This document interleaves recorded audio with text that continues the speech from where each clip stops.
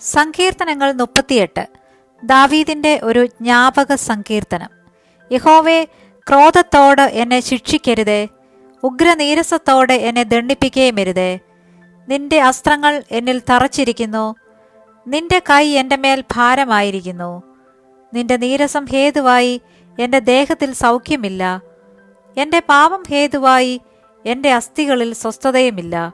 എൻ്റെ അകൃത്യങ്ങൾ എൻ്റെ തലയ്ക്ക് മീതെ കവിഞ്ഞിരിക്കുന്നു, ഭാരമുള്ള ചുമടുപോലെ അവ എനിക്ക് അതിഘനമായിരിക്കുന്നു.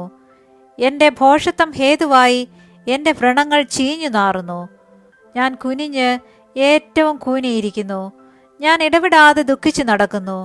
എൻ്റെ അരയിൽ വരൾച്ച നിറഞ്ഞിരിക്കുന്നു, എൻ്റെ ദേഹത്തിൽ സൗഖ്യമില്ല.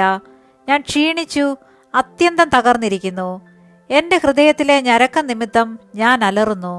കർത്താവേ, എൻ്റെ ആഗ്രഹം ഒക്കെയും നിന്റെ മുമ്പിലിരിക്കുന്നു, എൻ്റെ ഞരക്കം നിനക്ക് മറഞ്ഞിരിക്കുന്നതുമില്ല.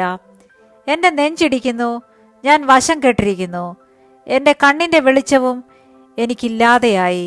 എൻ്റെ സ്നേഹിതന്മാരും കൂട്ടുകാരും എൻ്റെ ബാധ കണ്ട് മാറി നിൽക്കുന്നു, എൻ്റെ ചാർച്ചക്കാരും അകന്നു നിൽക്കുന്നു. എനിക്ക് പ്രാണഹാനി വരുത്തുവാൻ നോക്കുന്നവർ കണിവെക്കുന്നു, എനിക്ക് അനർത്ഥം അന്വേഷിക്കുന്നവർ വേണ്ടാതനം സംസാരിക്കുന്നു. അവർ ഇടവിടാതെ ചതിവ് ചിന്തിക്കുന്നു. എങ്കിലും ഞാൻ ചെകിടനെ പോലെ കേൾക്കാതെയിരുന്നു, വായ് തുറക്കാതെ ഊമനെ പോലെ ആയിരുന്നു. ഞാൻ കേൾക്കാത്ത മനുഷ്യനെ പോലെയും വായിൽ പ്രതിവാദമില്ലാത്തവനെ പോലെയും ആയിരുന്നു. യഹോവേ, നിങ്കൽ ഞാൻ പ്രത്യാശ വെച്ചിരിക്കുന്നു. എൻ്റെ ദൈവമായ കർത്താവേ, നീ ഉത്തരമരുളും. അവർ എന്നെ ചൊല്ലി സന്തോഷിക്കരുതേ എന്ന് ഞാൻ പറഞ്ഞു. എൻ്റെ കാൽ വഴുതുമ്പോൾ അവർ എൻ്റെ നേരെ വമ്പു പറയുമല്ലോ. ഞാൻ ഇടറി വീഴുമാറായിരിക്കുന്നു, എൻ്റെ ദുഃഖം എപ്പോഴും എൻ്റെ മുമ്പിലിരിക്കുന്നു. ഞാൻ എൻ്റെ അകൃത്യത്തെ ഏറ്റുപറയുന്നു, എൻ്റെ പാപത്തെക്കുറിച്ച് ദുഃഖിക്കുന്നു. എൻ്റെ ശത്രുക്കളോ ജീവനും ബലവുമുള്ളവർ, എന്നെ വെറുതെ പകയ്ക്കുന്നവർ പെരുകിയിരിക്കുന്നു. ഞാൻ നന്മ പിന്തുടരുകയാൽ അവർ എനിക്ക് വിരോധികളായി, നന്മയ്ക്ക് പകരം തിന്മ ചെയ്യുന്നു.